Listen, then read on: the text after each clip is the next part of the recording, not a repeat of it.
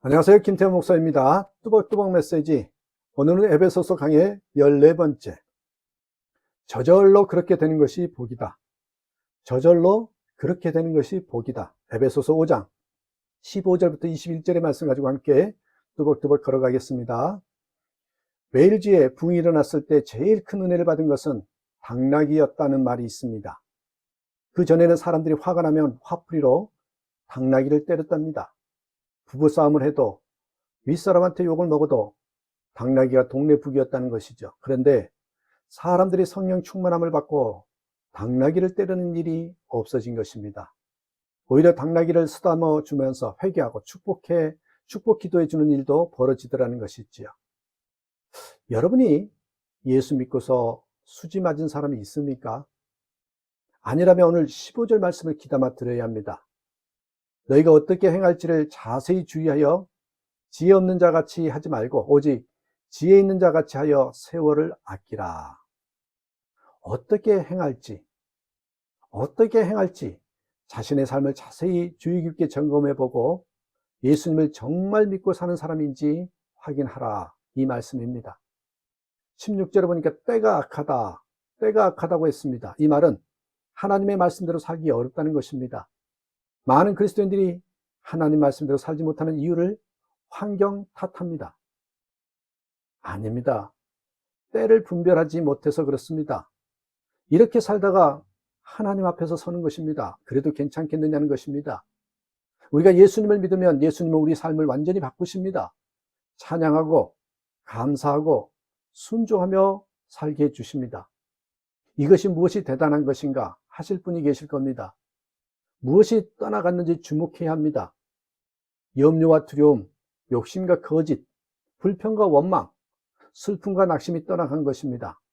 여러분 정말 대단한 것 아닙니까?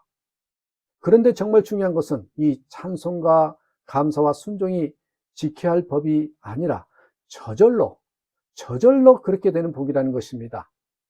만약 항상 찬송해야 하고 감사해야 하고 모든 이들에게 순종해야 한다면 이처럼 무서운 짐은 없을 겁니다. 참 무거운 짐이 될 것입니다. 오랜 병을 가지고 고통당하는 이가 기뻐 찬송하고 감사할 수 있을까요? 어린 자녀가 장애인인 부모가 기뻐하고 찬송하고 감사할 수 있을까요? 아무리 애를 써도 취직하지 못하는 젊은이가 기뻐하며 감사할 수 있을까요? 빚에 눌려 살며 자녀들 공부시키지 못하는 부모가 기뻐하며 감사할 수 있을까요? 항상 기뻐 찬송하고 범사에 감사하는 일은 정상적인 것이 아닙니다. 그렇지만 예수님께서 우리 안에 오시면 그렇게 된다는 것입니다. 찬양과 감사와 복종이 다 예수 그리스도와 관련되어 있습니다. 19절 시와 찬송과 신령한 노래들로 서로 화답하며 너희의 마음으로 주께 노래하며 찬송하며 범사에 우리 주 예수 그리스도의 이름으로 항상 아버지 하나님께 감사하며 그리스도를 경외함으로 피차 복종하라.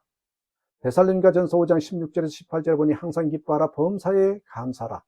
이것이 예수 그리스도 안에서 하나님의 뜻이라고 했습니다. 이것이 어떻게 가능할 수 있습니까? 17절을 보면 답을 얻게 되죠. 쉬지 말고 기도하라 그렇습니다. 쉬지 않고 예수님을 바라볼 때 항상 기뻐할 수 있고 범사에 감사할 수 있는 것입니다. 우리 마음에 오신 예수님을 믿고 예수님을 바라보면 예수님께서 항상 기뻐하고 범사에 감사하게 만들어 주신다는 것입니다. 이것이 성령 충만하다라는 의미인 것입니다. 18절에 술 취하지 말라 이는 방탕한 것이니 오직 성령으로 충만함을 받으라. 귀신 들린 사람은요 금방 표시가 나지요. 잠을 안 자고 소리를 지르고 어두운 곳에 있거나 돌아다니기를 좋아하고 이상한 힘이 생깁니다.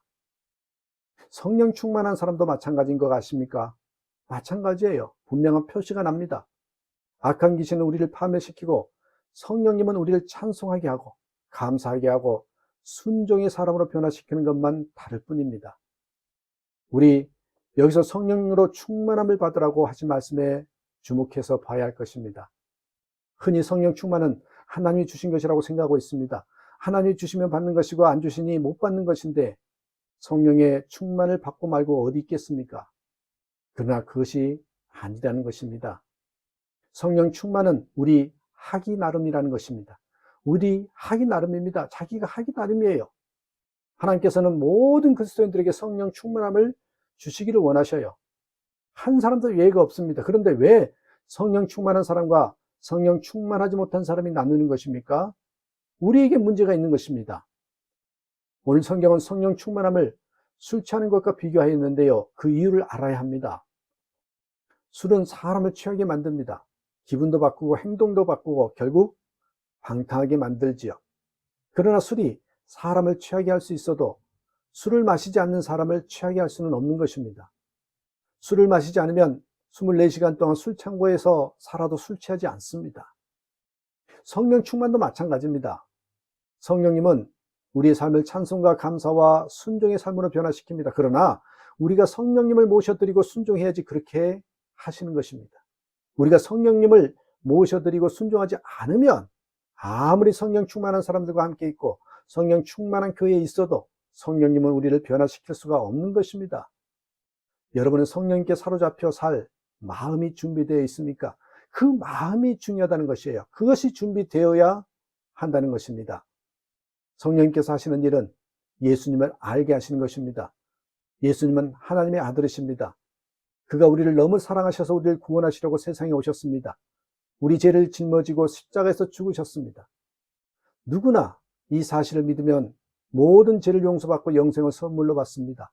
뿐만 아니라 예수님은 우리 안에 오십니다. 세상 끝날까지 함께 있을 것입니다. 이것을 알면 누구나 찬송하고 감사하게 됩니다. 이것을 제대로 알고 믿으면 누구나 저절로 그렇게 되는 것이에요. 성령 충만하여 변화된 삶의 가장 놀라운 것은 복종이죠. 찬송과 감사는 그래도 괜찮습니다. 믿어지지 않아서 그렇지 될 수 있다면 누구나 원하는 것입니다. 그러나 복종은 다른 겁니다. 정말 인기 없는 메시지입니다. 누구나 명령하며 살고 싶지 복종하고 싶은 사람이 없기 때문이죠. 그런데 예수님을 알고 나면 복종하게 됩니다. 신기한 일입니다. 예수님께서 복종하신 분이기 때문입니다. 빌립보서 2장 5절에서 8절 너희 안에 이 마음을 품으라 곧 그리스도 예수의 마음이니 그는 근본 하나님의 본체시나 하나님과 동등됨을 취할 것으로 여기지 아니하시고 오히려 자기를 비워 종의 형체를 가지사 사람들과 같이 되셨고 사람의 모양으로 나타나사 자기를 낮추시고 죽기까지 복종하셨으니 곧 십자가에 죽으십니다. 그렇습니다. 복종은 예수님의 인격적으로 아는 자만이 할 수 있는 것입니다. 이제는 높아지는 것이 싫습니다. 예수님과 함께 있고 싶기 때문이죠. 천한 것, 멸시받는 것이 감사합니다. 예수님께서 그곳에 머무시기 때문이지요. 예수님과 하나 되는 기쁨 때문에 복종하는 것입니다. 이것이 진정한 복종입니다.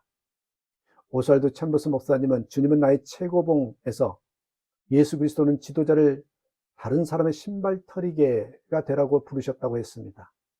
사도 바울은 빌립보서 4장 12절에서 내가 비천에 처할 줄도 안다고 말했는데 사도 바울의 마음이 예수 그리스도를 향한 사랑으로 가득 차 있었음을 알 수 있는 구절입니다. 예수님을 믿고 사는 사람은 생각도 마음도 삶도 다릅니다. 저는 여러분을 다시 한번 예수님께로 초대하고 싶습니다. 예수님도 믿는 것이 아니라 예수님이 삶의 목적이 되는 삶으로 초대하고 싶습니다. 예수님이 삶의 이유요 목적이 된 사람은 찬송과 감사와 순종의 삶을 살게 될 것입니다. 저절로 그렇게 될 것입니다. 이것이 하나님의 축복의 계획이고 우리도 살고 모든 일을 살리는 길이라는 거 잊지 마시고 다시 한번 이 믿음 가지고 살아가는 저와 여러분 되시길 주님의 이름으로 축복합니다. 감사합니다.